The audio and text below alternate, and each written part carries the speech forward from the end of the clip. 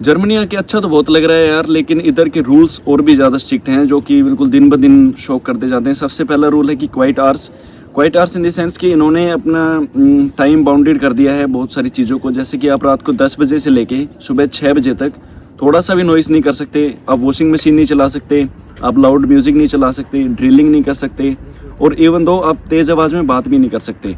और संडे को स्पेसिफिकली बिल्कुल पूरे दिन ही, रात को नहीं, पूरे दिन में ही ये सब चीज़ें नहीं कर सकते आप, ये अलाउड ही नहीं है।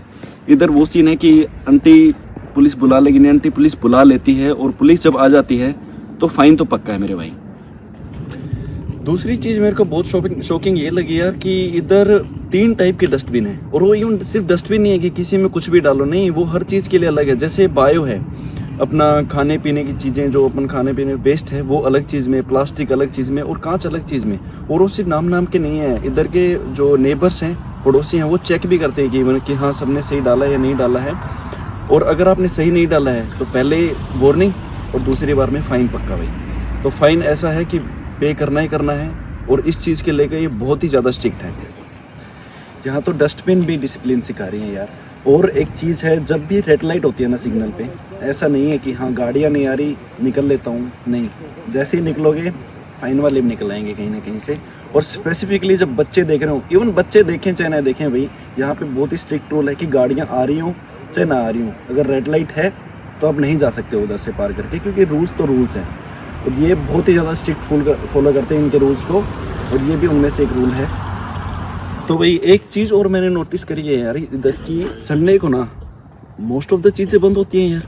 कि संडे को एक बार की बात है, दूध नहीं था घर में, सैटरडे का टाइम था, तो मेरे को लगा कि क्या ही है, संडे को खरीद लेंगे, कुछ और भी बाहर से खा पी के आएंगे। लेकिन अगले दिन जैसे ही मैं सुपर मार्केट में गया, सुपर मार्केट ही बंद थी भाई। तो फिर मैंने गूगल मैप से चेक किया, उधर दिखा रहा कि कोई भी सुपर मार्केट संडे को खुलती ही नहीं है। ये स्पेसिफिकली संडे को रेस्ट टाइम मानते हैं अपना। और भी उस दिन मेरे को पता लगा था कि संडे को मोस्ट ऑफ द चीज़ें बंद होती हैं, लेकिन अपने यहाँ इंडिया में तो मस्त चीज़ें होती थी कि जाओ शॉपिंग करो और अपना खाओ पियो ऐश करो। इधर बहुत ही स्पेसिफिक हैं अपने रेस्ट को लेके, रेस्ट है तो सिर्फ रेस्ट है। तो और एक चीज़ और मैंने बिल्कुल ये तो एक्सपीरियंस ही करी है यार कि इधर ना हर चीज़ के लिए अपॉइंटमेंट है। आपको डॉक्टर के पास जाना है, जुकाम है, खांसी है, तो भी आपको अपॉइंटमेंट लेनी पड़ेगी। गवर्नमेंट ऑफिस में तो स्पेसिफिकली अपॉइंटमेंट्स होती हैं। उसके अलावा अगर आपको इवन बैंक में भी, जब मैं पहली बार इधर आया था तो मेरा बैंक अकाउंट खुला था, तो उसके लिए मेरे को सबसे पहले बैंक में मैं गया, उन्होंने बोला कि नहीं आपके पास अपॉइंटमेंट है। मैं तो बोलता नहीं, अपॉइंटमेंट तो नहीं है मेरे पास। तो बोलते अपॉइंटमेंट लेनी पड़ेगी, उसके बाद में हम आपका बैंक अकाउंट खोलेंगे। तो मैं उधर उनसे नेक्स्ट टाइम पे जब अपॉइंटमेंट ली थी, शायद वो हफ्ते या 10 दिन के बाद की मिली थी, तो उस टाइम पे उन्होंने मेरा बैंक अकाउंट खोल के दिया था। और डॉक्टर्स का ऐसा सीन है कि हाँ आपको खांसी है, जुकाम है, तो आप डॉक्टर को कॉल करोगे कि हाँ मेरे को अपॉइंटमेंट चाहिए, मेरे को खांसी है, जुकाम है, तो वो बोलेंगे कि इतने टाइम बाद आना। और कुछ टाइम पे तो ऐसा भी होता है कि 3-3, 4-4 महीने बाद कि आपको अपॉइंटमेंट मिलती है। इतने दिनों में या तो बंदे का अपने आप ही रिकवर कर लेता है बंदा, या फिर बंदा अपना और उसके अलावा जो कुछ चीज़ें हैं कि जो गवर्नमेंट ऑफिसेज हैं उनमें तो बहुत स्पेसिफिक है वो कि अपॉइंटमेंट के बिना तो वो बात भी नहीं करते हैं, कि वो सीधा यही पूछते हैं कि अपॉइंटमेंट है तो ठीक है, नहीं है तो अपॉइंटमेंट लेके आना। पर्सनली अगर बताऊं तो इधर एक और चीज़ शॉकिंग है, मतलब शॉकिंग तो बहुत सारी चीज़ें हैं। उसके अलावा मेरे को एक चीज़ शॉकिंग लगी ये कि मैं तो फ़ोन पे और गूगल पे का भाई बहुत ही बड़ा फ़ैन हूँ इंडिया में, कि कहीं भी जाओ आपको, मैंने कैश कैरी करना ही छोड़ दिया था, ना कैश कैरी करता था ना ATM कार्ड्स कैरी करता था। लेकिन इधर मेरे साथ बहुत ही स्ट्रेंज थिंग हुई कि भाई इधर आज भी कैश ही किंग है।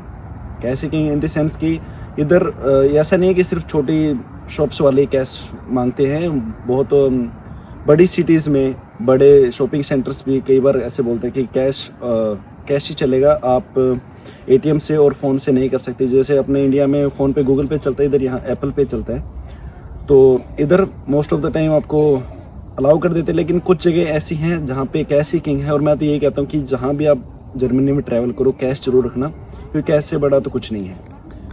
और मैंने जैसे अभी last time 3 Christmas market visit करी हैं, मानहाइम की, हाइडलबर्ग की और स्टुटगार्ट की। तो उधर तीनों जगह पे मैंने नोटिस किया कि मोस्ट ऑफ द शॉप्स पे वो कार्ड से पे करने को तैयार ही नहीं है। तो मैं स्पेसिफिक ATM में गया, उधर से कैश निकलवाया, फिर मैंने पे किया उनको, फिर मैंने जो भी अपना खाना था खरीदना था वो खरीदा। और रूल्स तो स्ट्रिक्ट हैं यार, लेकिन उसी की वजह से सिस्टम बहुत ही स्मूथ चलता है भाई। ठीक है, स्टार्टिंग में आते ही थोड़ा सा ऑकवर्ड लगता है हर चीज़ में ही, लेकिन एक बार जब यूज्ड हो जाते हो ना, तब उसके बाद में चीज़ें इतनी सी लगती हैं। जैसे अगर हम स्पेसिफिकली संडे की बात करें ना भाई, तो संडे को सब अपने में ही घुले मिले होते हैं कि लोग वॉक कर रहे हैं, जा रहे हैं, बैठ रहे हैं, बातें कर रहे हैं, अपना घर में ही चिल कर रहे हैं, फिर बाहर जाके चिल कर सकते हैं।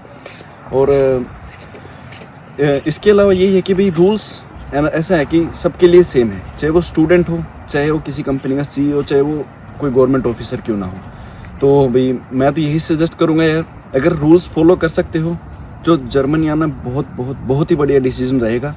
और अगर ऐसी ही इन्फॉर्मेशन चाहते हो जर्मनी के बारे में, तो आपको पता है फॉलो करना है, सब्सक्राइब करना है और लाइक कमेंट करके प्यार दिखाओ यार।